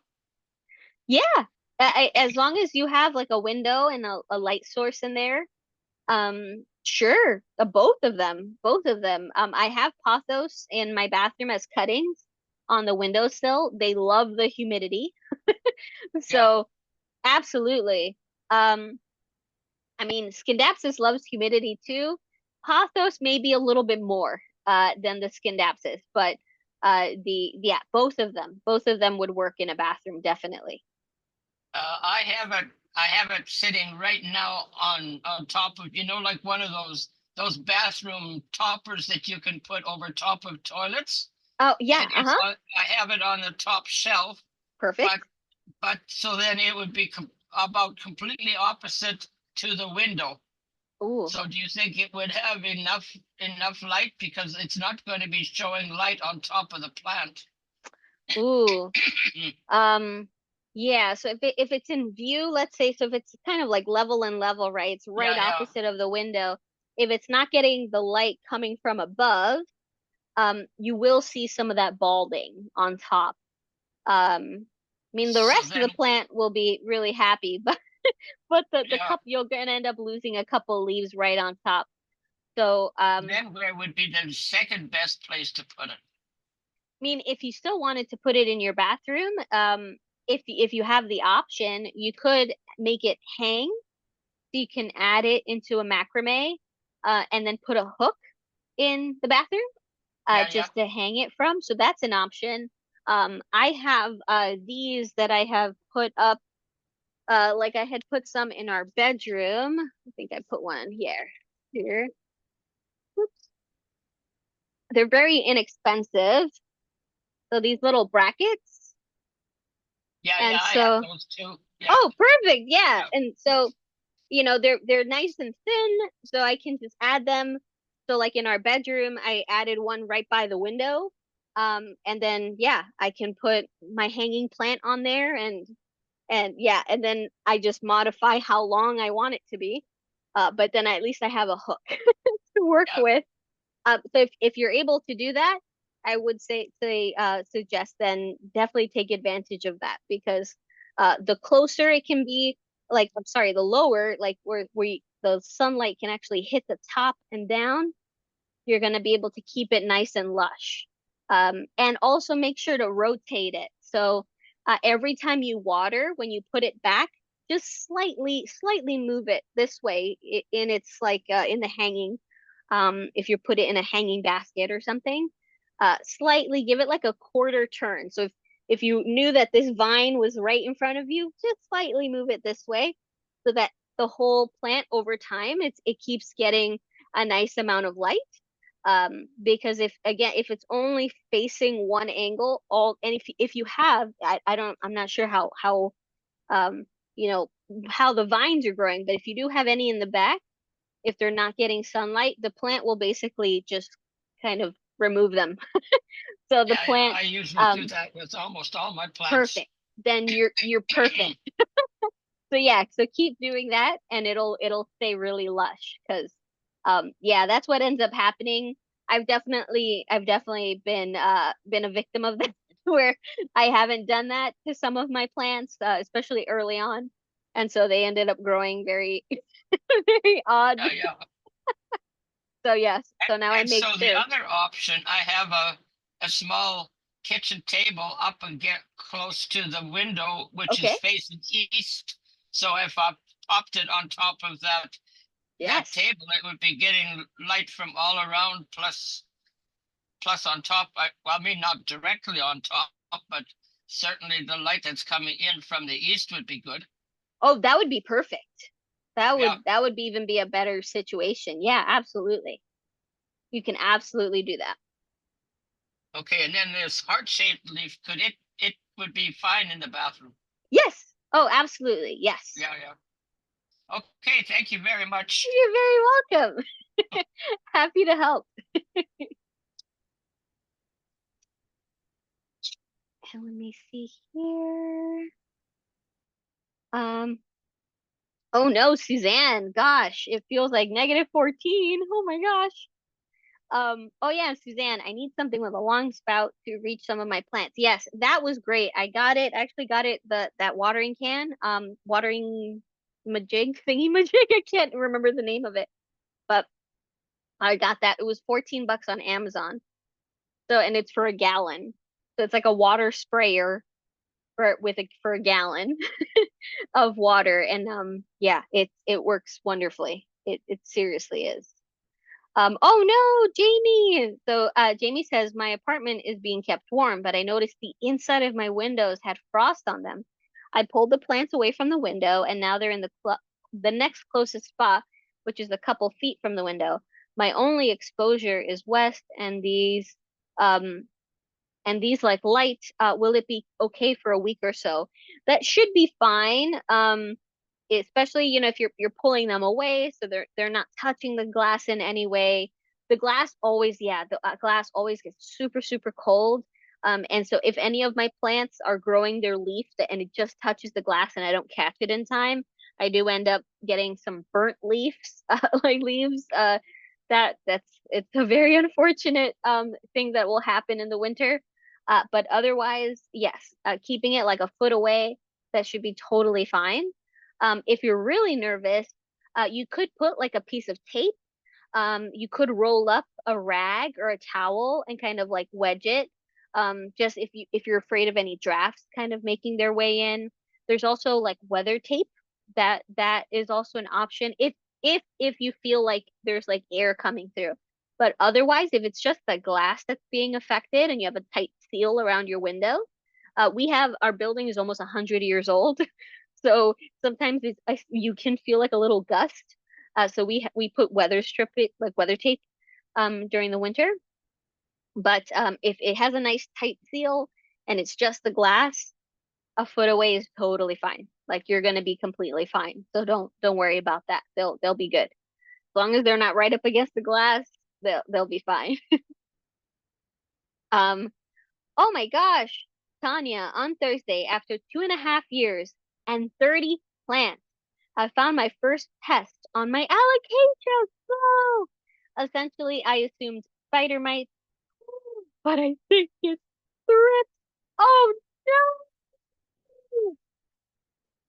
Oh, yeah, And thank you, because you kept mentioning strips in the beginning, and I'm like, oh my God, oh my God. But yeah, I I assumed it must have been spider mites, but when I've seen pictures and watched the videos, I think it was thrips. It was I have a cupria, which was the Uh-huh. newer Yeah. one. And the big leaf in the middle, it looked like little really thin white sprinkles were on the leaf. On the big leaf, which I've chopped off. And I also realized the other alocasia I have is that black velvet I've had for like 2.5 years. It's one of the first, my first favorite plant. And it's got a nice giant new leaf, but like the other two leaves started falling off. And I had at one point this summer, I had 6 leaves on there. So I couldn't figure out why. And I wondered why like this alocasia has that weird couple of those spots. But Yeah. first, I look at these plants all the time. That spot over there on the lower corner. I guess the light's blocking it. So I guess that's thrips. So yeah, because this one the lighting's bad, but yeah, this one's dying, this one's unfurling, and this one's in the middle, but it has like up there, like I can see where Yeah. it's lost the color a little bit, those weird spot. So I guess this is where he sucked it out. So I guess I was thinking it was spider mites for like 2 days because alocasias are notorious for spider mites, but when I looked at the photos, I think it's thrips.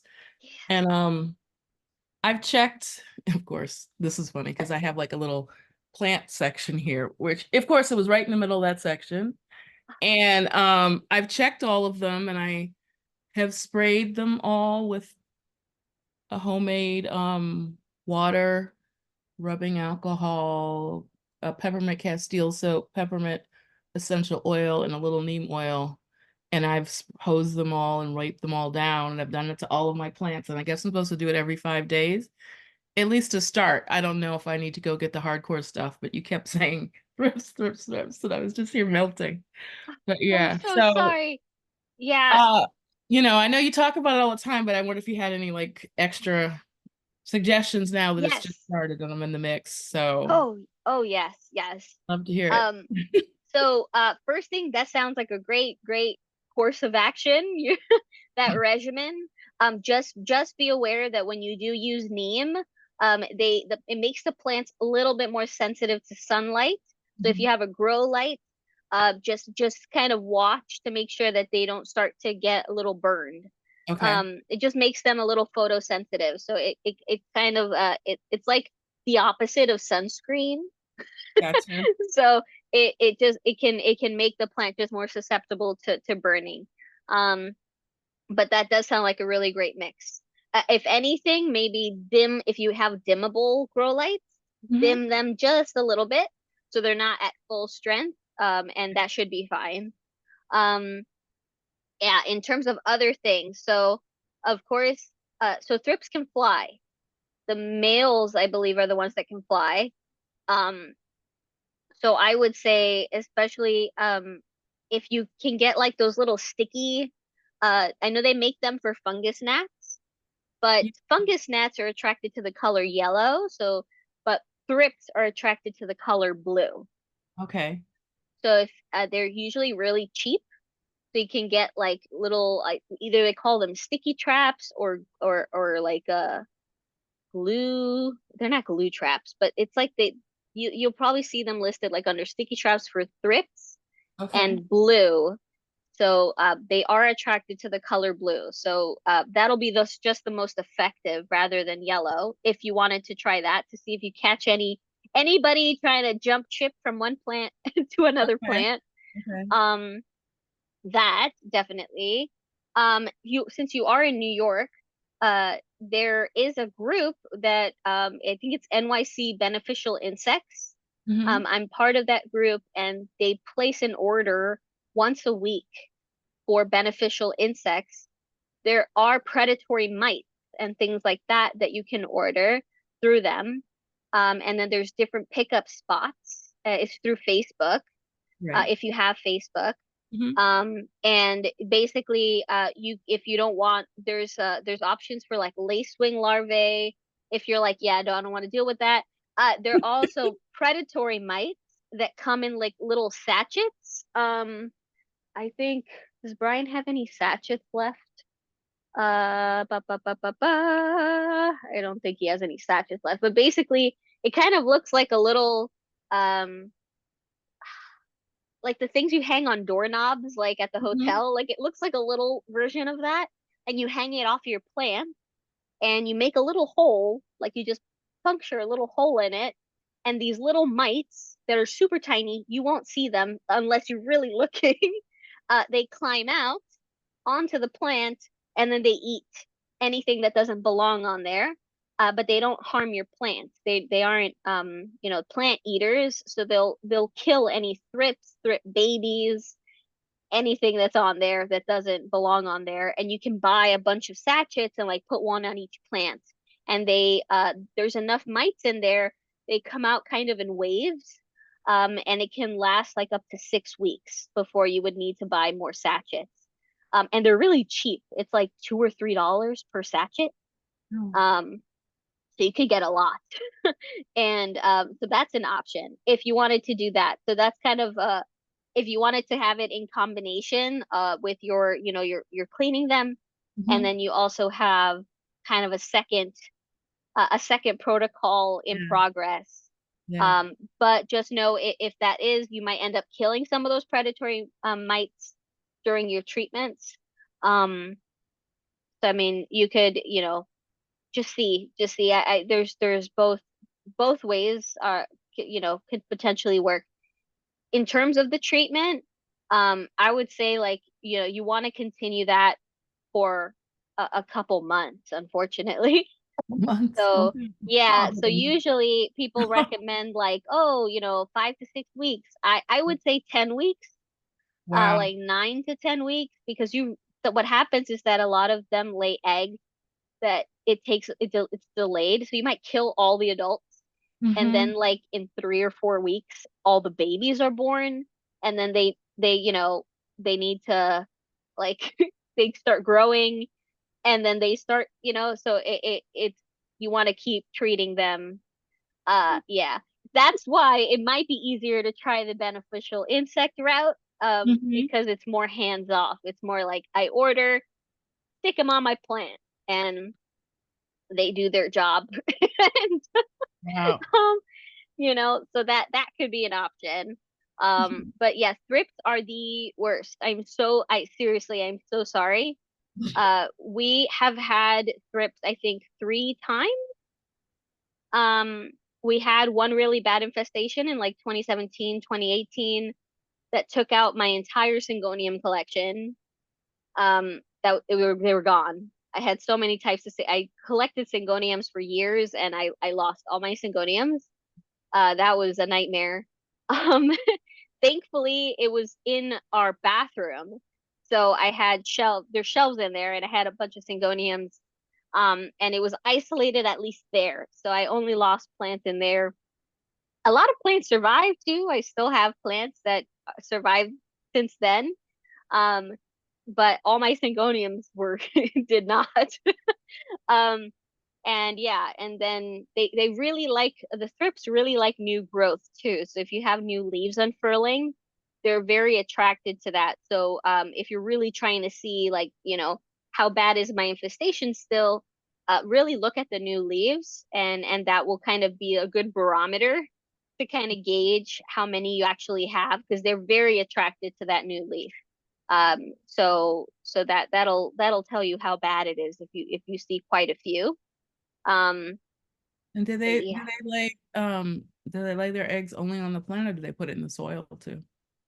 Um, so I think it depends on the thrips, but the most common thrips would be laying them on the plant.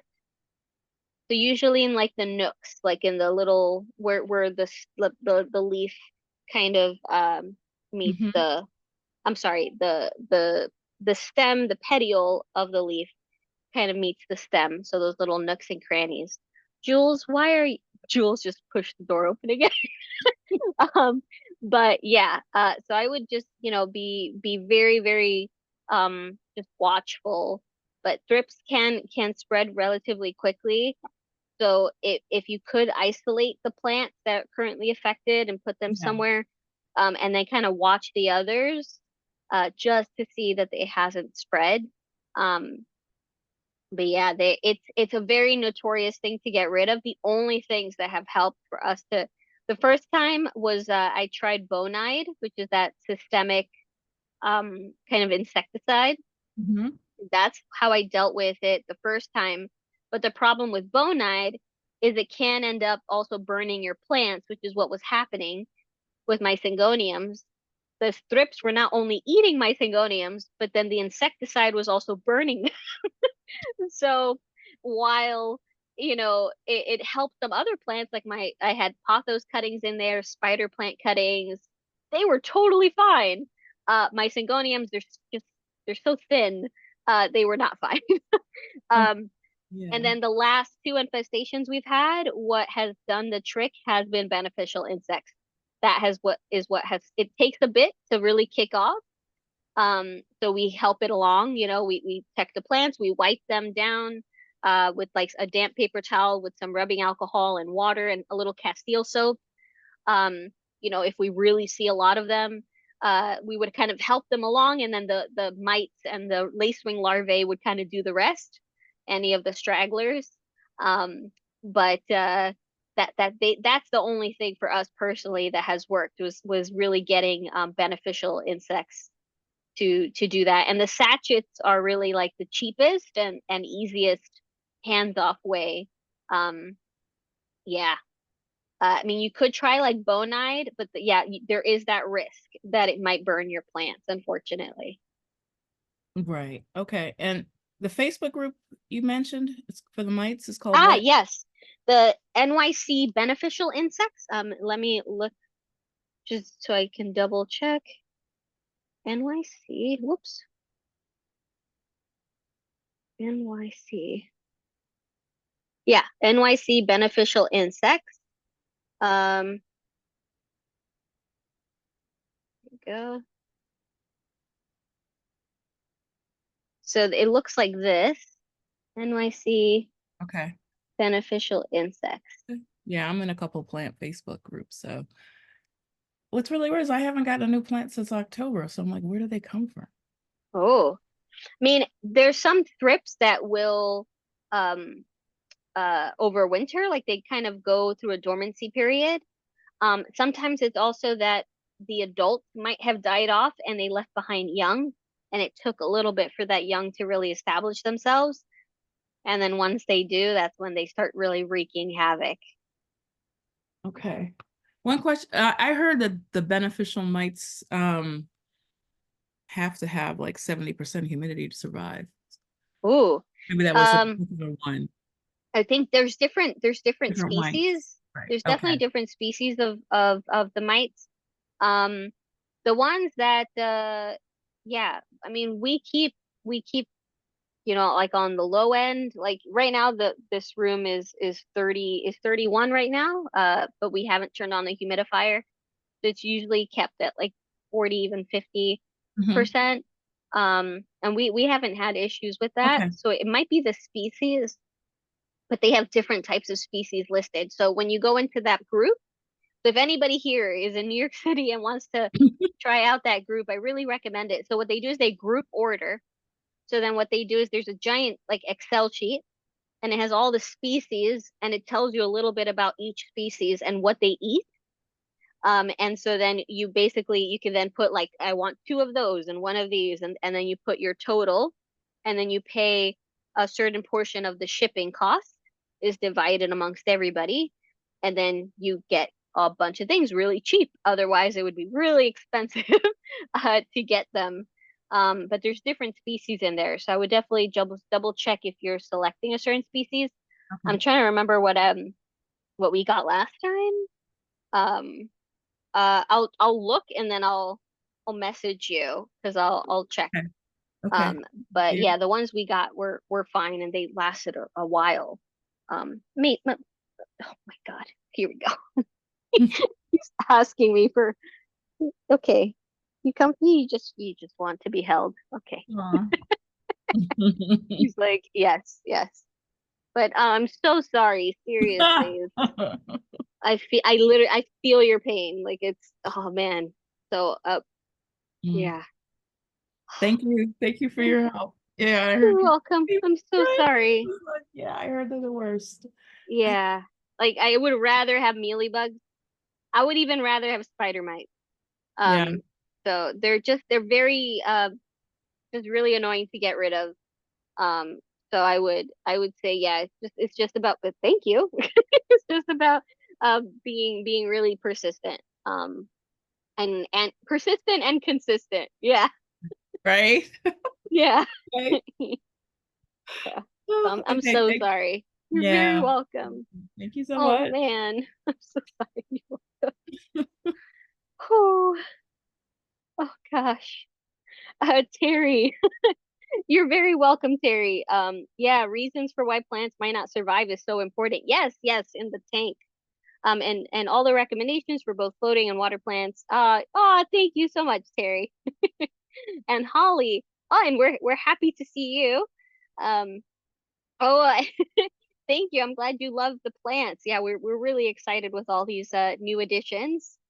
Um, oh yes.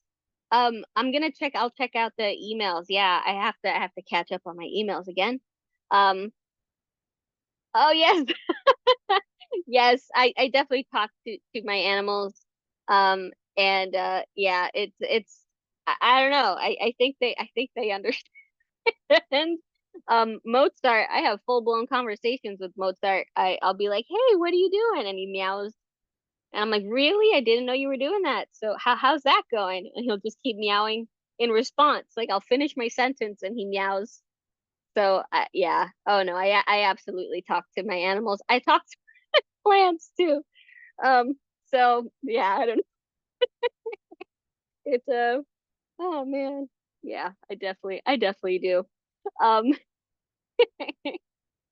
ooh, Shirley, that's a great question. So Shirley asks, will putting a pothos cutting with a Scindapsus jade cutting help it root in water? And what type of light source is good for water propagation for a Scindapsus jade? That is wonderful question. So yes, there is like a little not an old wives' tale, but kind of like a little practice, I guess, of putting a rooted pothos cutting with a plant that you're trying to get to root. And there is some scientific basis for this in that a plant that's producing roots will sometimes release certain enzymes in the water, certain hormones that basically could potentially stimulate the plant that hasn't created those adventitious roots yet, those wound roots, um, to start to put them out. So some people swear by it. Are you jumping? He's jumping down. Some people swear by it. Other people think it doesn't make much of a difference. I definitely like to do that though.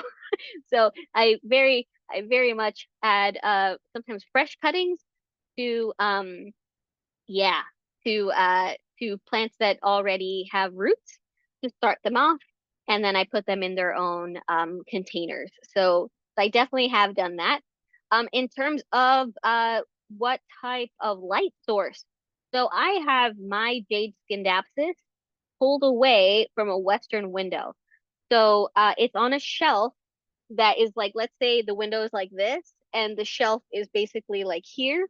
So it's about maybe 3 feet away from the window, and it's kind of off to the side. So it's not in direct path of the western window. So it doesn't get like that intense light, but it kind of gets that ambient light from off to the side. Um, and that it's great. It's growing wonderfully.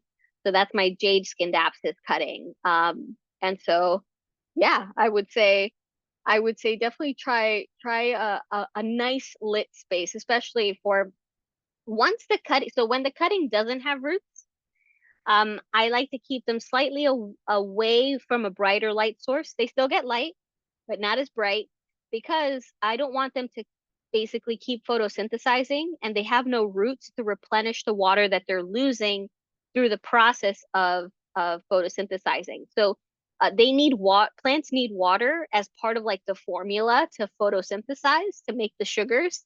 Water is part of that formula. So if they have no roots, they're using the water that's in their cells to prompt that process, right? So I like to kind of pull him a little bit away from direct sunlight. So I keep him in indirect. And then once they start putting out roots, once they start putting out roots, then I start to move them into a brighter light situation. So I would say that. Holly, give me all your new plants. I have more room because I have less plants. And I have the same chair you're sitting in. Oh, that's wonderful. Yeah, I was so happy. When I used to work in an actual office building, they were actually basically the office had been shutting down.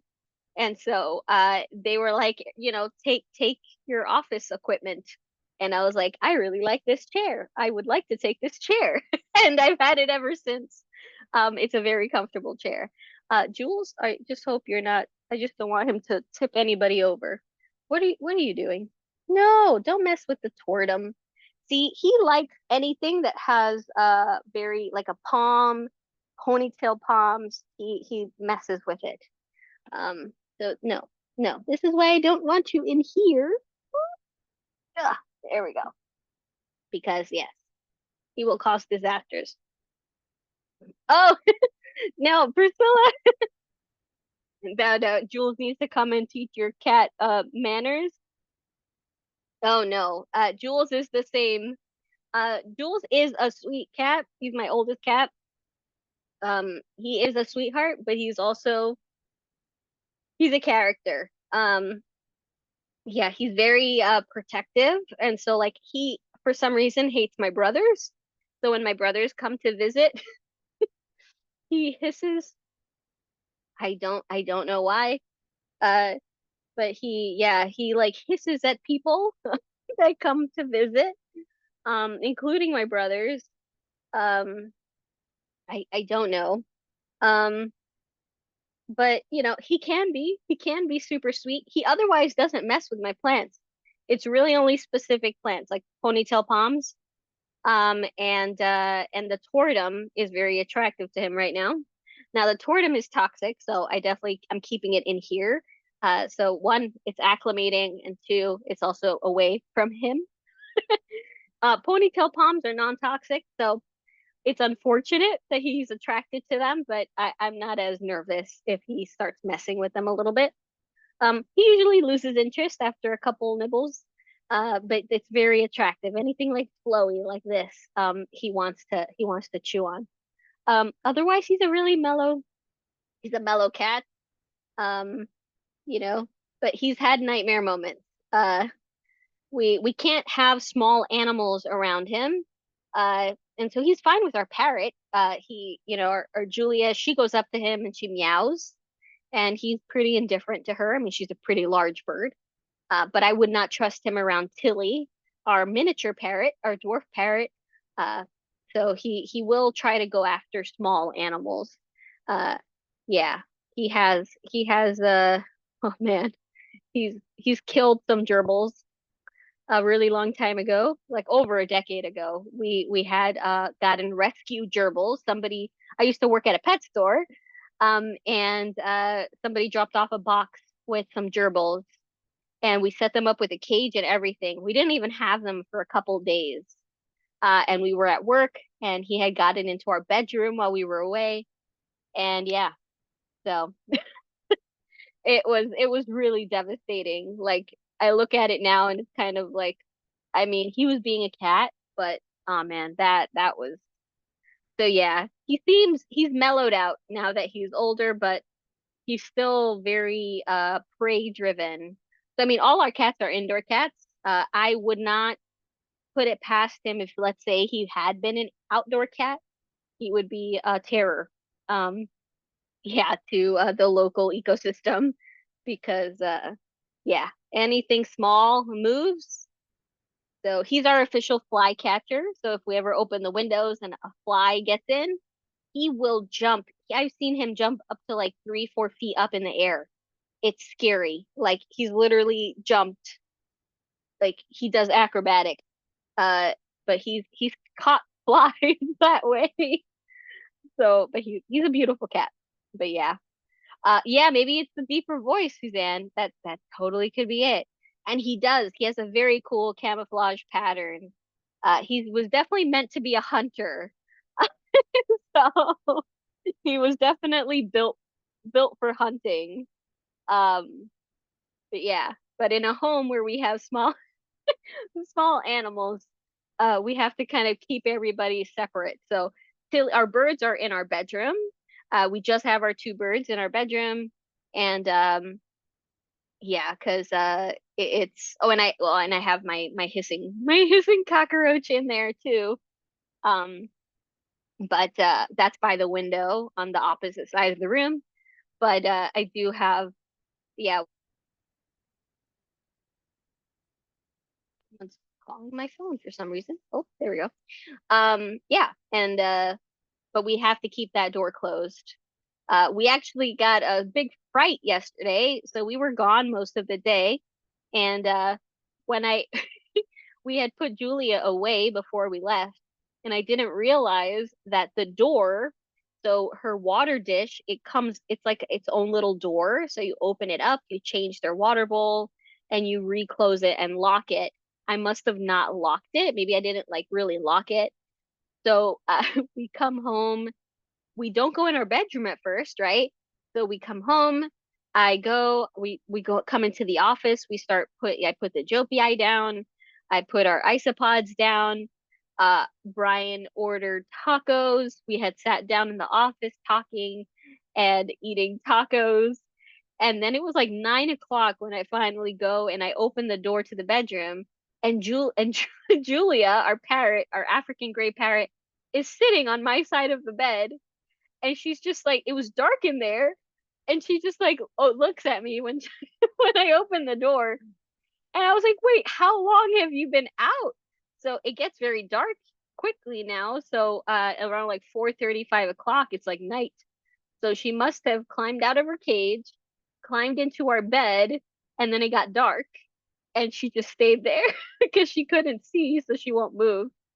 But yeah, so I had a little bird in my bed, and thankfully she kept everything neat. She didn't bite anything, she didn't mess anything. So I was very happy about that because that could have gone wrong. I left my charger out, so it could have gone so wrong. But I that's never happened. So yeah, Julia had a little field trip. She was just out and about unsupervised all day yesterday. So yeah, no, oh man. Yeah, when we have her out, we supervise her because, we have phone chargers, we have things that for her she might be interested, and we wouldn't want her to get hurt. So when she's out with us. We take her. She has a rolling stand, so if I'm doing plant chores, she's with me on her stand, rolled out into the corresponding room. And but yeah, so that was a little nerve wracking. Yes, he is pretty cool. He is pretty cool.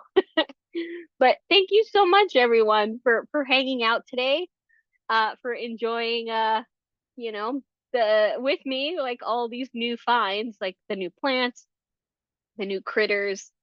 Definitely excited about that. It was a really cool, fun time, and yeah, thank you so much. And I was really happy to see all the plants that were being sold at the expo because they were selling like cuttings for micans, for brandy.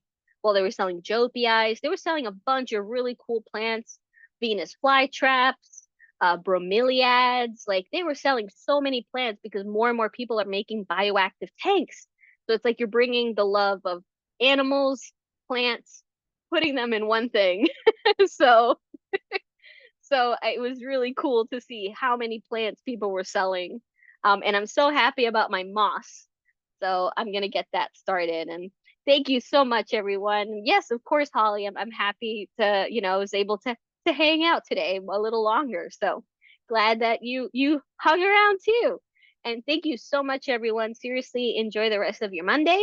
Stay warm for those of you who are, experiencing some really frigid temperatures. And yeah, have a great week. And I will see you next Monday. Have a great one, everyone. Bye for now.